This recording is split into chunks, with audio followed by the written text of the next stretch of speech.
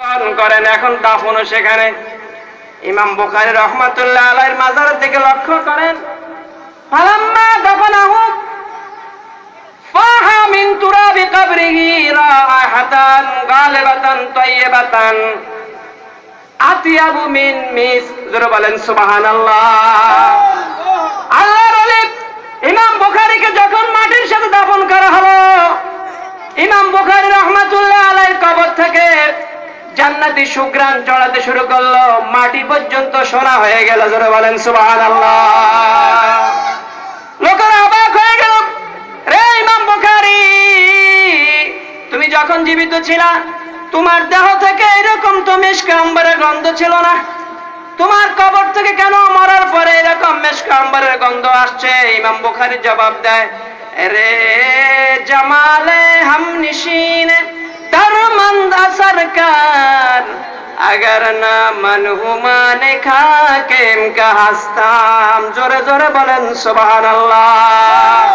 আমি বুখারী এই বুখারাতে জন্মগ্রহণ করেছি। আবু আব্দুল্লাহ মুহাম্মদ ইবনে ইসমাইল ইবনে মুগিরা আল বারদিস আল জওবি আল ইয়ামানি আল বুখারী, আমার মতো কত বুখারী পৃথিবীর জমিনে বসবাস করে, কিন্তু কারো কবর থেকে এরকম জান্নাতের ঘ্রাণ আসে না। ইমাম বুখারীকে প্রশ্ন করেন, রে ইমাম বুখারী, তোর কবর থেকে কেন রে জান্নাতের সুবাস আসে? সুবহানাল্লাহ বলেন। ইমাম বুখারী জবাব দেয়, রে আমি মাটির মানুষ, কাদার মানুষ, কাদা আমাকে আল্লাহ মাটি দিয়ে তৈরি করছেন, কিন্তু আমি এমন জিনিস লালন পালন করেছি অন্তর দিয়া, যার কারণে আমার কবরটা আল্লাহ পাক স্বর্ণ দিয়ে বাঁধাইয়া দিয়েছে। আমার কবরের মাটি ফুলের মতো, আতরের মতো সুঘ্রাণ ছড়াচ্ছে। সিয়ারু আলামিন নুবালা তবকায়ে শাফিয়া ২ নম্বর খণ্ড খোলেন, স্পষ্ট মুহাক্কিক আলেমরা ইতিহাসবিদরা ইতিহাস লিখে গেছেন। তবকাতুশ শাফিয়ার ভিতরে ইমাম বুখারীকে যখন মাটির মধ্যে দাফন করা হলো, মাটিতে জীবিত থাকা অবস্থায় যেরকম তার সুনাম ছিল, সুখ্যাতি ছিল, পাওয়ার ছিল, দাফন করার পরে তার সুনাম, সুখ্যাতি, তার পাওয়ারকে আল্লাহ বহু গুণে বৃদ্ধি করে দিয়েছে। 1 বছর এখান থেকে প্রমাণ হয় যে মানুষ, আল্লাহর ওলিরা ইন্তেকালের পরে তার পাওয়ার আল্লাহ তাআলা বৃদ্ধি করে দেন। ঠিক কিনা বলেন? ইমাম বুখারী তার বাস্তব প্রমাণ। এই এলাকার মধ্যে, বুখারা এলাকায় এমন কোন জায়গা নাই ইমাম বুখারী মুহাদ্দিসদের কাছে যায় নাই। আল্লাহ নবীর প্রেম ভালোবাসা এতভাবে গালেব করেছেন, নেক আমল এমন ভাবে করেছেন ইমাম বুখারী। আহলে হাদিস ভাইরা আরেকটা প্রশ্ন করে যে আমরা যে সাধনা করি, বারবার ইবাদত বندگی করি, এই যে নফল নামাজ বেশি বেশি পড়ি, সাধনা কাইডি পাইছে কই? আমরা প্রমাণ করব ইমাম বুখারীকে দিয়েই। সিয়ারু আলামুন নুবালা কিতাব খোলেন, তবকাতুশ শাফিয়া ২ নম্বর খণ্ড খোলেন।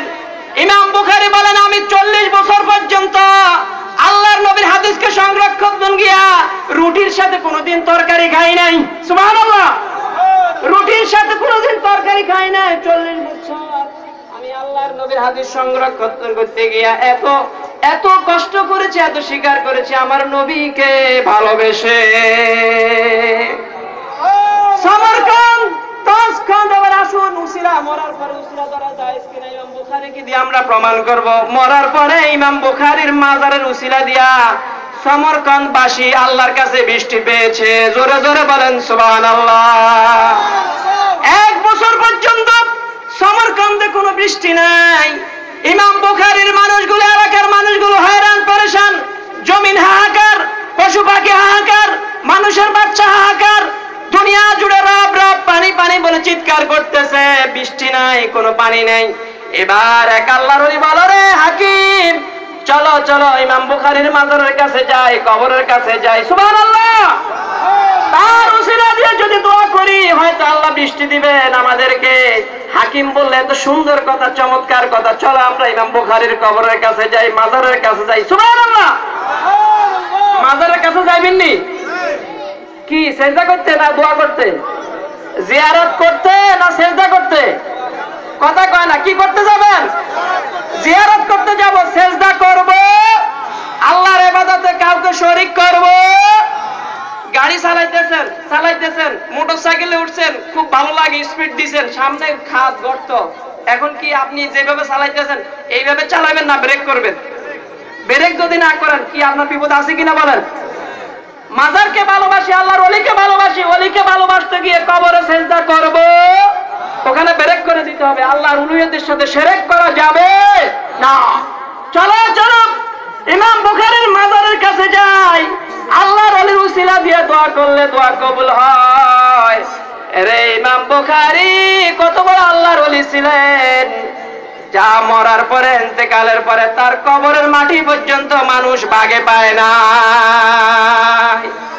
মাটি নিতে লাগলো, মাটি মানুষকে আমল লাগবে, এই মাটি থেকে এত সুন্দর খুশবু আসতেছে, সুতরাং মাটি ইমাম বুখারী এখানে রাখা যাবে না, চলো বরকতান আমরা মাটি নিয়ে যাই। সুবহানাল্লাহ কোন। পরে ওই দেশের সরকার ব্যারিকেড দিয়ে তার কবরটাকে হেফাজত যদি না করতো ইমাম বুখারীর, সেখানে হয়তো দাফনের লাশও পাওয়া যেত না, মানুষ তুলে নিয়ে যেত। এত মোহাব্বত তাকে, ইন্তেকালের পরে মানুষ তাকে চিনছে। জোরে বলেন সুবহানাল্লাহ। হাকিম বলল চলো ইমাম বুখারীর মাজারের কাছে যাব। সবাই মিলে ইমাম বুখারীর মাজারের কাছে আসলো, দোয়া করলো, সূরা কেরাত কোরআন শরীফ তেলাওয়াত করে দোয়া করতে লাগলো।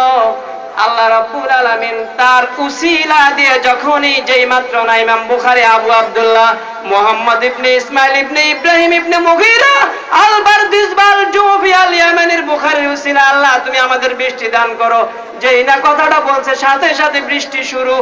এক নাগাড়ে 7 দিন পর্যন্ত অনবরত বৃষ্টি হতেছিল। তাহলে মানুষ মারা গেলে আল্লাহর ওলিদের উসিলা দ্বারা জায়েজ কিনা বলেন? ইমাম বুখারীকে সময় যদি থাকতো, আমি আপনাদেরকে আজকে দোয়া নেওয়ার জন্য এখানে আসছি, ইনশাআল্লাহ আরেকদিন আলোচনা করব। দোয়ার জন্য আসছি। যেই ব্যক্তি এখানে শুয়ে আছেন উনি একজন বড় মুহাক্কিক আলেম ছিলেন, আল্লাহর ওলি মানুষ ছিলেন। খবরদার আমরা এখানে আসব, বিভিন্ন জায়গা থেকে লোক আসেন এখানে, বরিশাল, বাংলাদেশের বিভিন্ন অঞ্চল থেকে। আমরা এই সমস্ত আল্লাহর ওলির